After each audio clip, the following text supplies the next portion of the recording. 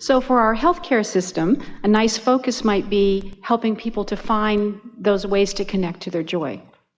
Well, certainly it is, and that's why the college basketball championship was more helpful than all of the health care.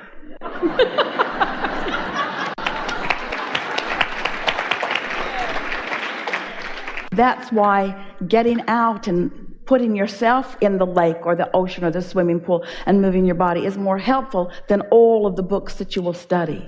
That's why focusing in ways or upon subjects that bring you joy. But the thing that matters most in this conversation is you are where you are.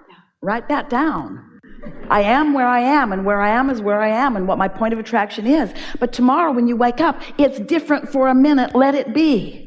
Go to sleep and let your energy clear and let your momentum subside. And then when you wake up in the morning, make a decision that you're going to focus upon things that feel good, and then do it. And if you feel yourself drifting off onto the rumble strip, do something about it.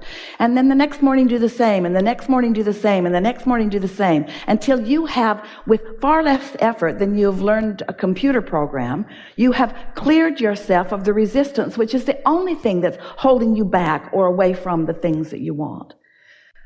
Humans take life so seriously because you're doing it the hard way. You offer so much action to compensate for energy that you have not allowed to flow naturally, you see. And when you learn to let your cork float, when you learn to lighten up, when you don't make big deals out of things that just don't require it, when you're not trying to justify your truth or your belief by arm wrestling with everyone else who thinks differently, when you just live and let live and enjoy the tapestry of your contrast and appreciate the value that is all around, and be less partisan on every subject.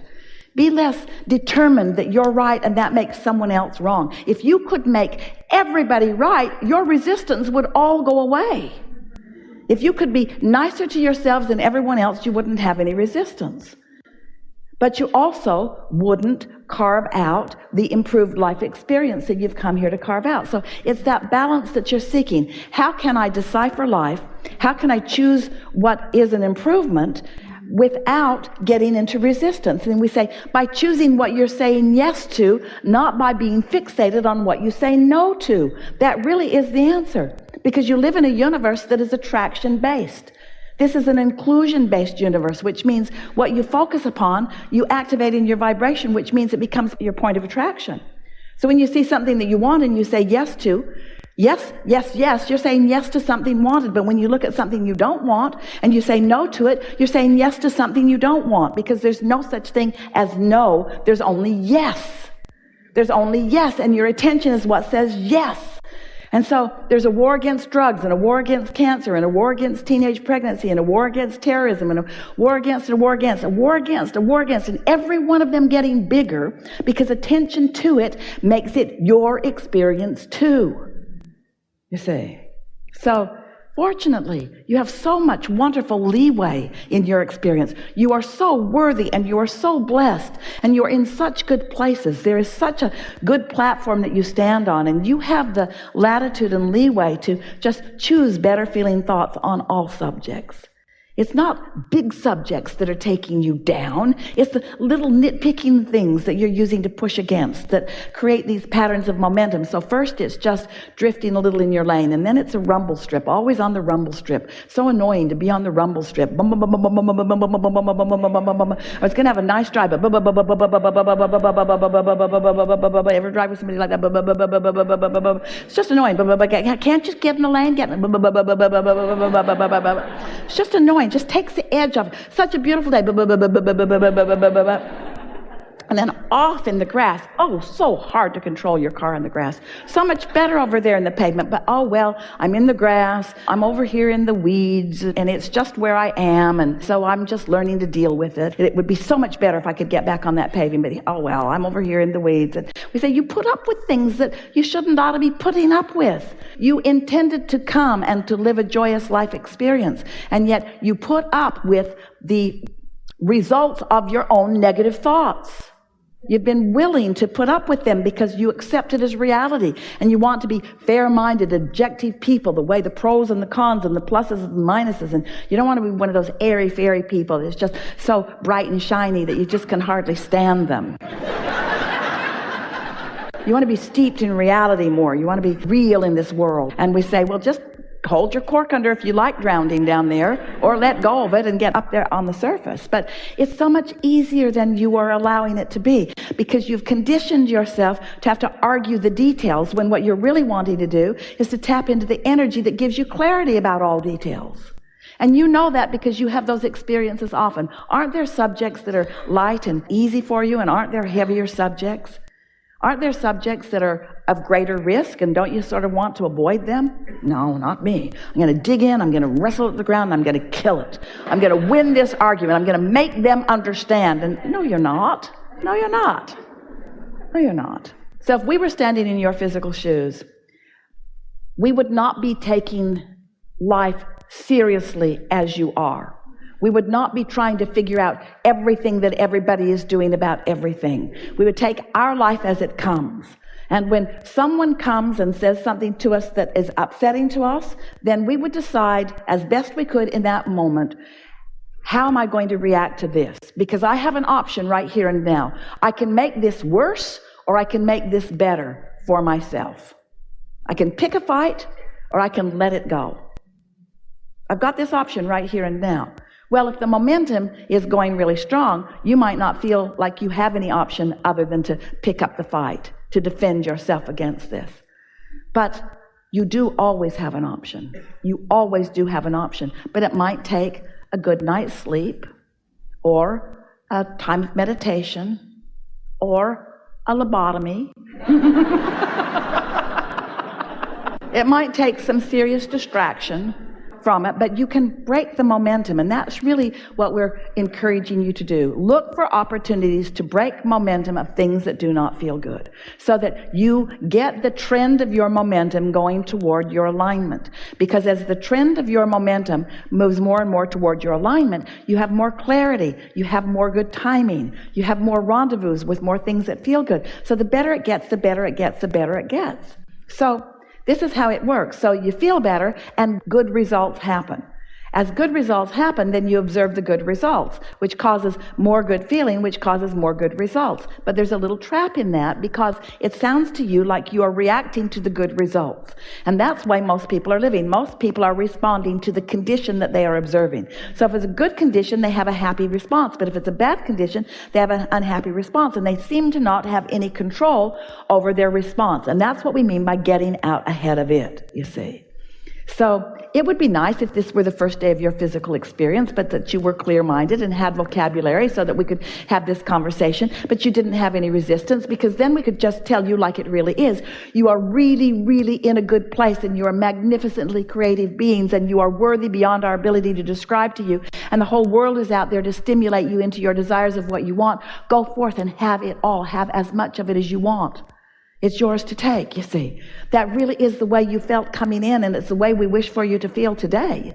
But instead of feeling that way, instead you have all of the manifestations that are surrounding you and your attention upon them that's got your energy all jacked up in different ways. So you've got resistance that you don't even know you've got. You're carrying problems around that you don't mean to carry around. And you have prejudices and worries and concerns about things that really are not of your concern, that you don't even need to deal with because it's not part of who you are.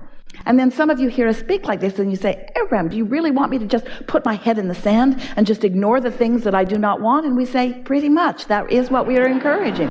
Because your attention to it is only making more of what you do not want and only holding you from what you do not want, and then causing the rumble strips, and then off and then off and then off until you end up in some situation that now you are seeking some really big remedy for, but the big remedy can't come because you haven't allowed the little remedies first.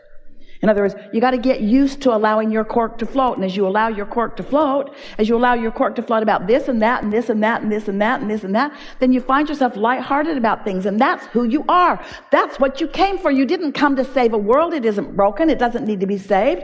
You didn't come to make your place as the savior of all things. That's not what it's about. You came because you were a creative genius and you knew that this would be a wonderful time with lots of variety in the vortex for you to choose and for you to personally direct the energy that creates worlds toward the subjects of your desire. And that is where your worthiness comes from. Do you realize that that's when you get your feeling of empowerment? Is when you've been sifting and sorting and deciding, and then you've lined up with it, and then you get to be the witness to the universe and all the universal forces working on your behalf to orchestrate things that please you. Can you imagine any greater sense of worthiness? Is depriving yourself of the things that you want, does that make you feel worthy? Or does that make you feel like a victim? In other words, you got to get this turned around where you allow yourself to be the receiver of the idea. I got an idea. I know I can't hang on to it very long because I'm negative most of the time, but I got an idea. I got an idea, and I believe it will come back. And then it does, and then it does, and then it does, and you begin to control your relationship with that idea until that idea begins to show itself to you in all kinds of ways. But you cannot ask everybody to understand your idea, to even recognize your idea, to understand it, or to agree with it, because that's where you begin then introducing all kinds of resistance to it. Wondering what everybody else thinks about your idea keeps you from being in alignment with your idea. And then it disempowers you, and then you come to all kinds of bogus conclusions about yourself, about unworthiness, or I must have been bad in a past life, or it's my mother's fault, or it's the government's fault, or it's their fault, or their fault.